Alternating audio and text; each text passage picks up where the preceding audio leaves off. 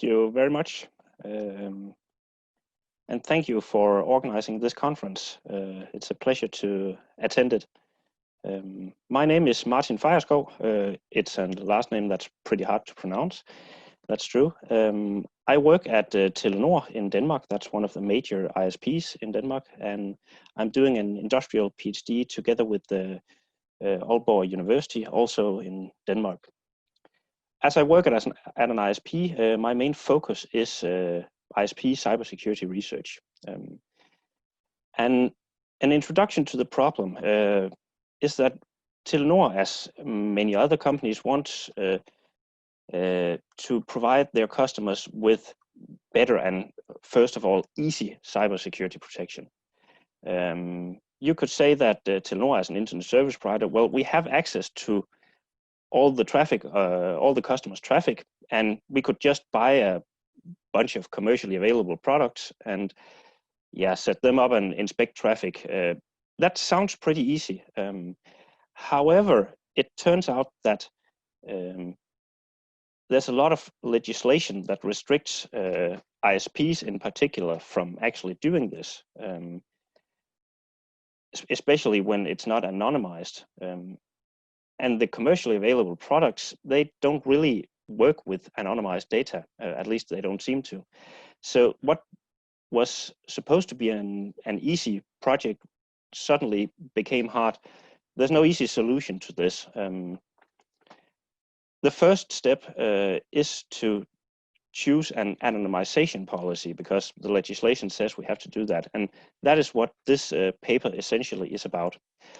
But let's dial back a bit and then look at what is actually you would say, the cause of the problem here. That's basically legislation. It is a widely known fact that the GDPR regulation is pretty hot in Europe at the moment, and especially in the security business. However, for internet service providers, there's a special kind of legislation called the e-privacy directive that is more specifically targeted towards ISPs, but is still within the family of the GDPR. And without going through the 40 to 100 pages of legal stuff, I'll skip to the short version of it.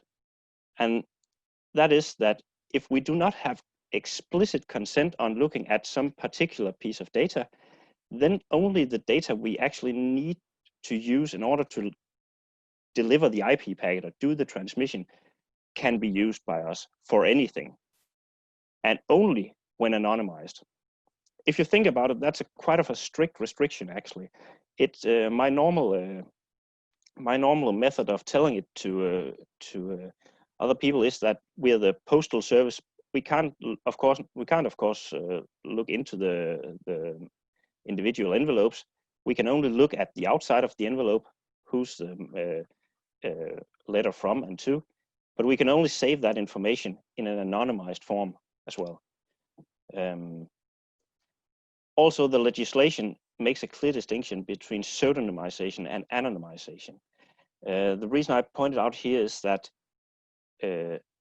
techniques like hashing and substitution do not apply here.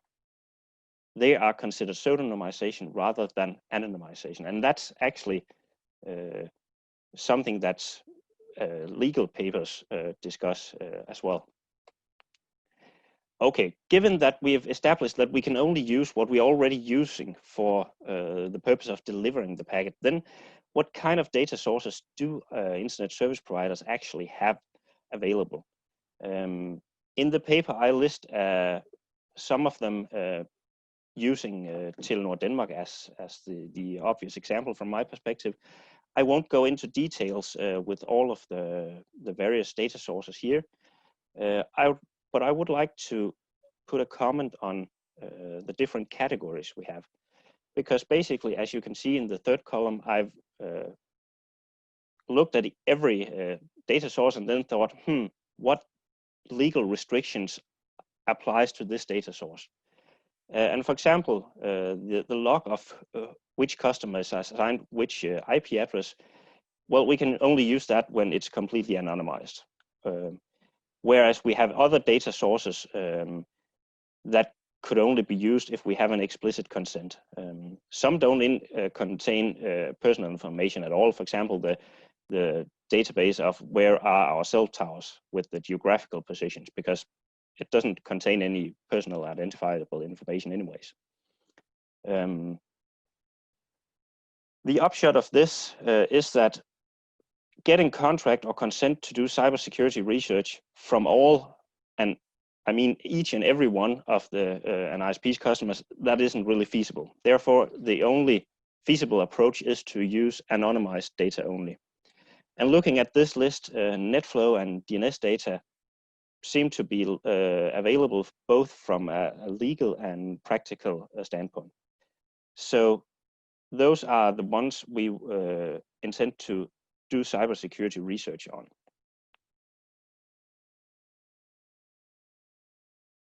Stepping back a bit and looking at who actually, did someone actually already write anything about how to anonymize DNS data and NetFlow data? Well, yes, of course, there are a number of excellent papers on various topics. Basically, we need to identify the privacy risk of applying different anonymization techniques, adhering to legislation on various protocol fields of both NetFlow and DNS. The problem here is that not all of these topics are covered by related work. Many excellent papers exist that try to quantify for example, the privacy risk of different anonymization techniques. But they may only look at DNS or only look at NetFlow and maybe consider pseudonymization techniques as well. A key learning from this is that only anonymizing the IP addresses, that's not good enough. That's an idea that's quite often heard, that, oh yeah, anonymize and some traffic, then just anonymize the IP address, then you can't see who it is. Actually, some of these papers do de-anonymize traffic without the use of IP addresses.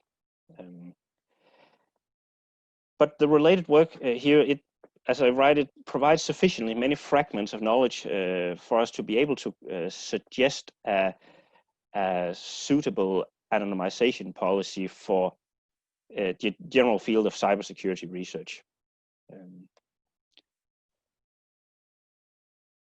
And starting out with the NetFlow anonymization policy. What do I suggest that we do here? Well, we'll use different techniques for different fields in the protocol. For example, what I call reverse truncation of timestamps. We kind of need the ordering of the packets, but we would like to do something with the timestamps so that a single user sitting alone at night wouldn't be revealed anyways. So this is basically putting away AM/PM information. Of course, we'll truncate IP addresses and port numbers. I'll get back to that later. And we'll also want to do precision degradation of the number of bytes and packets.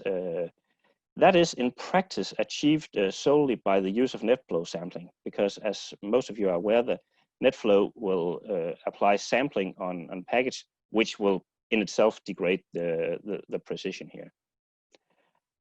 An important thing to consider from a practical standpoint when doing an anonymization policy like this is that there are different categories of IP addresses.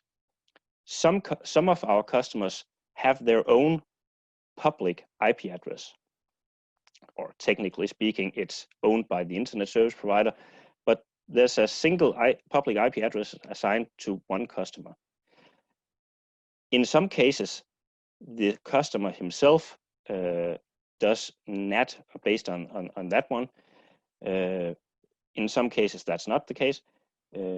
We also have customers that are that we employ NAT on, so that several customers are shared behind one IP address. A third category of IP addresses is the infrastructure itself. IP addresses that we as a service provider own, but know that they are not assigned to any customers. Therefore, the personal information related to those IP addresses is non-existent. Therefore, these IP addresses do not need to be anonymized. That could be, for example, the IP addresses of our DNS servers, to mention an obvious example. Then we have the entire block of external IP addresses. That is all the IP addresses that are not owned by Telenor or in other ways routed by Telenor. And you could argue that, yeah, they don't need anonymization because they're not our customers, so we shouldn't really care about those. But actually, as revealed by one of the papers I read in the related works section, that is actually an important thing to anonymize as well, simply because it enables the de-anonymization of traffic flows given you have sufficient time. The scenario is, of course, that one person frequently contacts a specific external IP address, then his behavior over time would be recognizable, and by that you may also be able to infer what his other traffic is. That is, infer what other traffic not going to this external IP address is also owned by that specific customers, thus de-anonymizing some traffic. The paper actually suggested that as truncating to a /16 prefix was a good balance between the risk and the usability of the data. Also, that is, of course, only considering the risk for Telenor's own subscribers, but we should remember as well that just because the address is external, it could still be owned by a specific customer at some other ISP, which still deserves to be anonymized and is still subject to the rights of the GDPR and the e-privacy directive. Moving to the DNS Anonymization Policy. Again, we use multiple techniques for the different fields. For example, the reverse truncation of timestamps and the truncation of IP addresses and port numbers, which are essentially the same procedure as we apply for the NetFlow stuff. Also, we do binning of the DNS response TTL values. A paper suggested that by looking at the TTL value on the DNS response, you could actually infer some knowledge about the client. And therefore, we choose to bin that. Binning means splitting into different categories. So, for example, saying if the TTL is 27, then that could be binned into a bin that has all values between 0 and 50, for example. Also, another technique that is also an anonymization technique is called minimization. That's simply the good old fashioned standard of not saving information that you do not actually need to use. And in our case, we suggest to simply remove a lot of the traffic. If you look at the traffic on a larger ISP scale network, you would see that actually the 15 most common types of DNS requests, that would be the A record, the quad A, the MX, PTR types, etc. They're actually everything that's used. All of the others are not really real traffic. It seems more like misconfigured equipment or malformed headers, etc. So simply excluding everything that's not from any of these 15 actually used types is one method of minimization. The other method of minimization is that if you look at which domains are actually queried, you would notice that if you choose 15 of the most requested domains, that would be something like apple.com, facebook.com, google.com, etc. If you argue that they're not part of a botnet, they don't distribute malware, and by that assumption you exclude those domains from being collected, then you can actually skip away a bit above 50% of the total DNS traffic. And then you're saying, why did I choose 15 for both of these metrics? I didn't. The 15 most common types were based on which types are actually used, so that number was quite given. And the 15 most requested domains was based on where do we approach the 50% limit. So basically, that method will remove much of the traffic that we wouldn't typically be interested in from a cybersecurity research perspective anyways, which will, of course, in somehow or in some way decrease the attack surface of an attacker that tries to de-anonymize the data. Yeah, one thing is theory and one thing is practice. In this paper, we suggest some anonymization policies for NetFlow and DNS. It's a qualified suggestion based on the related work that exists. In the paper, we describe it in using pseudocode, but we actually have implemented in practice in Telenor Denmark. So it is something that is implementable. And we are actually trying to look at the traffic now to see if we can detect anything. As you'll see here on the slide, I've put in the pseudocode for the various anonymization policies. You can of course see more details in the paper. To conclude that, yeah, detecting malware when you're an ISP suddenly became complicated by legislation. And let me be the first one to say that I support the legislation we have. I support the e-privacy directive and I support the GDPR in protecting the privacy of subscribers and of customers, and of people in general, of course. So our intention was never to try to find a workaround and find the loophole in the legislation. The intention is actually to stay within the spirit of the legislation and do what is acceptable by the legislation and use that as a reference point on what can we actually do. In the paper, we show a brief walkthrough of the legislation. We show which data sources are typically available by an ISP. We suggest an anonymization policy for NetFlow and DNS data. And the point of all of this is, of course, to provide a technically focused starting point for researchers and developers when they do research or solutions related to ISPs. Because that was actually the practical challenge we had. We had some legislation, we had some data sources, but how do we actually anonymize this? So this was an important step for us to progress in this project. And the primary contribution for this paper is probably to be able to save time for future researchers or future implementers so that they won't have to go through all of this again.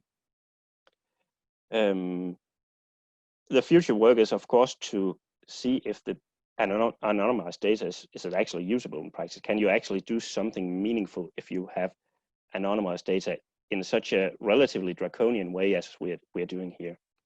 That is the future work. I will encourage you to ask questions, but I would also encourage you to give your opinion about this anonymization policy, because you're quite of an educated audience. So say that your ISP did this using this anonymization policy, would you be comfortable personally with that? And I'm asking in this forum because this is kind of an educated forum in terms of cybersecurity. So you have a better way of, you have a more educated opinion about this than many other people you could ask. So I'll leave it to the moderator to see if there are any questions. Sorry, I was on mute. Thanks, Martin. It was a very interesting presentation there. And so, as Martin said, he's welcoming all comments, feedback you might have. But Martin, be careful what you wish for. So we have one question in the meantime. From Cyril is asking, do you think that malware detection is possible if traffic is completely anonymized? Well, from a purely practical perspective, I surely hope so, because that's what the project is about. But it may not be the most feasible approach. It is probably more feasible to do a deeper inspection of the traffic. But the thing is that you should consider that most people know that it's important to have like antivirus software installed on your PC. So if you assume that one is protected, most enterprises have some kind of firewall or traffic inspection, etc. But what about all of those entities that do not have that kind of protection? How many of you have a webcam at home where you didn't update your firmware in the last 2 years? How many of you have like a internet connected TV that you have no idea about is updated? What about all of these IoT devices that already exist and that are more to come? Who will actually protect them? So I'm not trying to argue that having ISPs do this like security screening or risk detection is the best option in all cases, but it might be the only option in some cases. And for that reason alone, we should try to pursue that, even though it may not be as efficient as other methods. I hope that answers your question. Yeah, I think you did answer the question. I like that. So we have a few more questions coming through. So Cyril again is asking, how do you reconcile the challenge between deep packet inspection and regulation, for example, GDPR?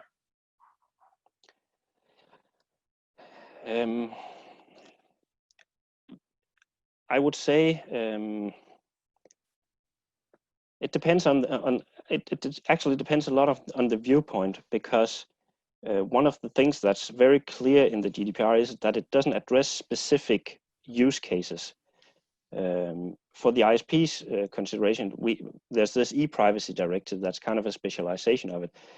But for example, when you're employed at a company, that company will most likely do some kind of deep packet inspection of all like office traffic. And that is a condition for you being employed there. Therefore, it doesn't collide with the GDPR at all, because that you will probably give your consent to that as part of the terms of employment.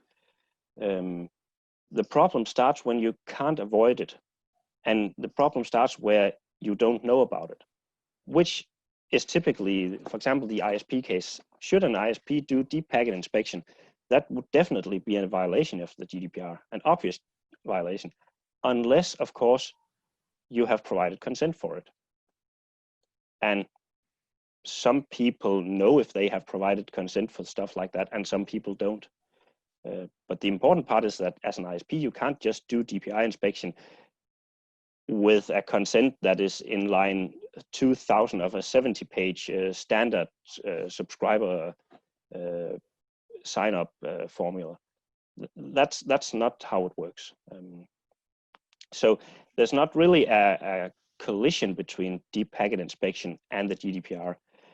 It's more of a matter of making sure that you do use deep packet inspection in scenarios where you either have permission for it, for example, where you have a legitimate interest, or use any of these other legal bases that that exist in the GDPR legislation. So they don't collide, but they might in a specific use case. Okay, thanks. Then we have another question from an anonymous attendee, and he or she is asking, how will you be able to handle AI-based or bio-inspired malwares like Stuxnet through anonymization? Well, there are a number of options actually. For example, some botnets rely heavily on domain generation algorithms to generate domain names, and since we are anonymizing the source IP address of the requester, then we would still have access to the queried domain names. So in other words, we will be able to see directly, for example, from DNS data, the presence of botnets relying on DGAs, for example. There are already many existing methods for doing that. And this same actually goes for NetFlow traffic. There are established ways of detecting botnets based on NetFlow traffic. The hard part here is to figure out, did I detect one infected subscriber, or did I detect 100 infected subscribers? That will be one of the harder parts, because that we can't tell because of the anonymization. And also we intend to combine the use of the knowledge we have from both DNS and NetFlow in order to use both sources of information and correlate them, which isn't much something that has been done by many papers actually, as far as we're aware.